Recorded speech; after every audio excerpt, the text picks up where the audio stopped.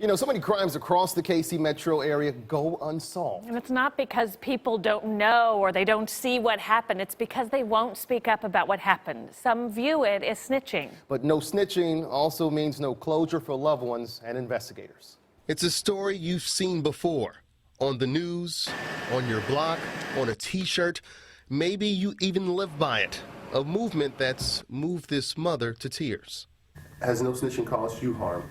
It's caused me a lot of harm and hurt and pain because my son was murdered in broad daylight in a park with 20 people around, and the case still remains unsolved. Her son Hassan Williams was just 18 months from his high school graduation.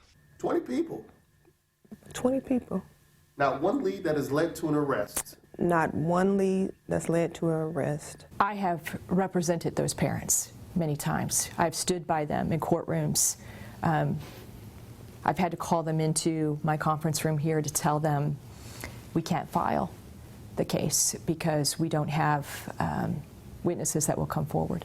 No snitching usually means no successful prosecution. Therein lies the problem for Jackson County DA Jean Peters Baker. For years, she and officers have worked to try and crack this code of the streets, and it's worked, at least for the smallest members of our society. As close as you and I are from one another, that is how far a child has to sit from their boogeyman.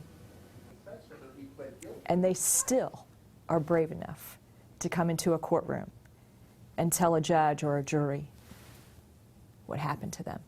But it's not that simple for adults. There's a negative label attached with being a snitch, and then there's this. I've seen real acts of intimidation occur in this building, in our courtrooms. I've watched it. I mean, if I'm scared, what do you say to me? And I understand all that. And so we all have work to do because we ask individuals to snitch, but then it's known that they snitch.